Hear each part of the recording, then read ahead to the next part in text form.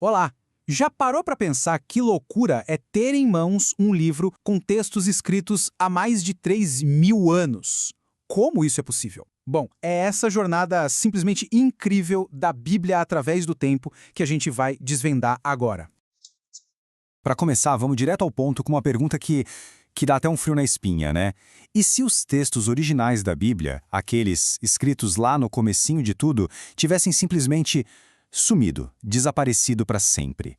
O que sobraria? Pois é, a resposta é um baque. Eles se perderam. É isso mesmo. A gente não tem nenhum dos escritos originais, o que os estudiosos chamam de autógrafos.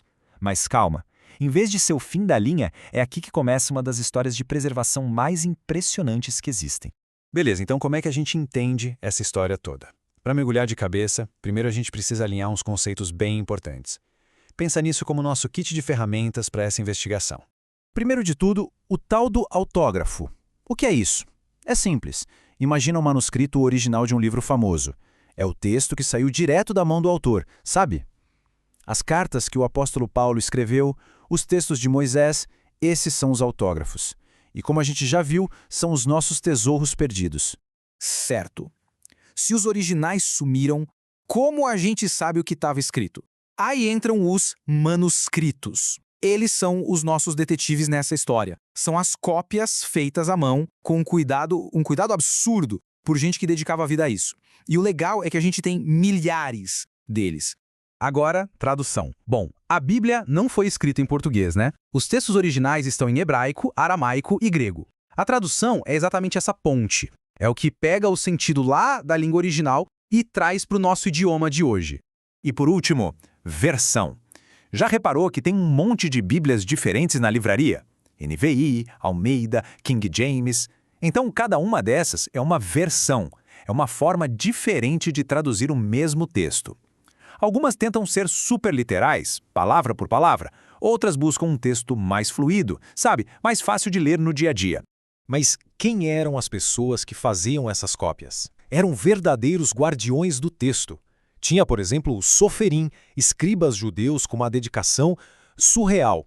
Eles não só copiavam o texto, eles contavam as letras, as palavras, para ter certeza de que a cópia era idêntica. Séculos depois, apareceram os massoretas. Eles resolveram um problemão. O hebraico antigo não tinha vogais. Para ninguém esquecer como se pronunciava as palavras, eles criaram um sistema genial de pontinhos e traços que funcionam como as vogais. Basicamente, eles congelaram a pronúncia da língua para sempre. Ok, o texto foi copiado por séculos, de mão em mão. Mas sempre fica aquela pulga atrás da orelha, né? Será que as cópias eram boas mesmo? Será que não mudou nada no meio do caminho? A resposta para essa pergunta veio de um jeito inacreditável. Uma descoberta por acaso numa caverna que mudou tudo o que a gente sabia. A história é sensacional, parece coisa de cinema. Imagina a cena, um pastor de ovelhas lá no meio do deserto, perto do Mar Morto. Uma das cabras dele some. Ele joga uma pedra dentro de uma caverna para ver se ela está lá e, crack, houve um barulho de vaso quebrando. O que ele achou lá dentro não foi a cabra, foi um tesouro de valor incalculável. Isso aconteceu em 1947, um ano que mudou a história. Pensa só, foi o momento em que o nosso mundo moderno se conectou com textos que estavam escondidos há quase 2.000 anos.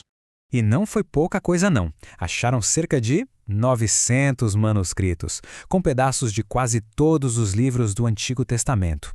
Eram eles os famosos rolos do Mar Morto. E qual foi o grande lance dessa descoberta? Foi como encontrar uma máquina do tempo. Pela primeira vez, os especialistas puderam pegar as cópias que eles tinham da Idade Média e comparar com essas, que eram 1.000 anos mais antigas. E o resultado? A fidelidade da cópia era absurda. Era a prova que faltava. E o melhor exemplo disso tudo, a joia da coroa, foi um rolo completo do livro de Isaías. O mais incrível, esse rolo era mais de 1.000 anos mais velho que qualquer outra cópia que existia. Quando compararam os dois, o texto era praticamente o mesmo. Isso mostra o nível de precisão daqueles escribas.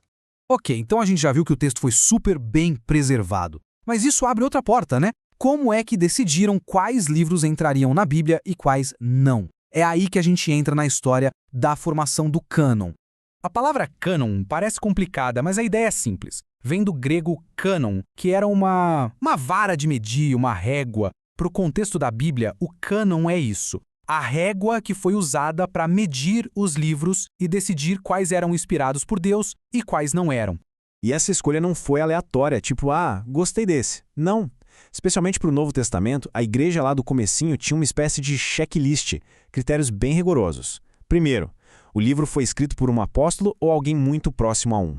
Segundo, o que ele ensina está de acordo com o resto que já era aceito? E terceiro, talvez o mais importante, as igrejas no mundo todo já usavam esse livro como palavra de Deus?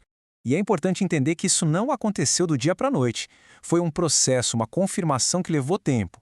Por volta do ano 230, a maioria dos livros já eram consenso. Depois, em 367, um bispo chamado Atanásio fez a primeira lista com os exatos 27 livros que a gente conhece hoje. E, finalmente, lá por 397, um grande encontro da igreja, o Concílio de Cartago, bateu o martelo e oficializou essa lista que, na prática, todo mundo já usava. Toda essa viagem pela história nos traz de volta para os dias de hoje, porque é por causa de tudo isso que a gente vê Bíblias diferentes por aí. Vamos entender rapidinho qual é a principal diferença entre elas. Olha só, a grande diferença está no Antigo Testamento. A Bíblia usada no judaísmo e a Bíblia protestante têm os mesmos 39 livros ali. Elas seguem o cânon hebraico original. Já a Bíblia católica tem esses 39 e mais 7 livros que são chamados de deuterocanônicos. Foram escritos naquele período entre o fim do Antigo e o começo do Novo Testamento. Mas aqui vem um ponto muito importante. Apesar dessa diferença no Antigo Testamento, quando a gente fala do Novo Testamento, é tudo igual. Os 27 livros são exatamente os mesmos para católicos e protestantes. Existe uma unidade total sobre os evangelhos, as cartas, sobre toda a base da fé cristã. E para fechar essa nossa viagem, nada melhor que uma frase do próprio livro de Isaías, aquele mesmo do rolo que ficou 1000 anos escondido no deserto. A erva seca, a flor murcha, mas a palavra do nosso Deus permanece para sempre. É um resumo perfeito, né? Uma mensagem que atravessa o tempo, apesar de toda a fragilidade da nossa história. Então é isso. A gente passou por uma história de originais que se perderam, de copistas com uma dedicação sobre-humana e de uma descoberta quase milagrosa numa caverna. No fim, a pergunta que fica não é nem se o texto é confiável. A gente viu que é. A pergunta é outra. Se uma mensagem foi protegida com tanto, mas tanto cuidado por milênios, o que isso diz sobre a importância dessa mensagem? Fica aí a reflexão.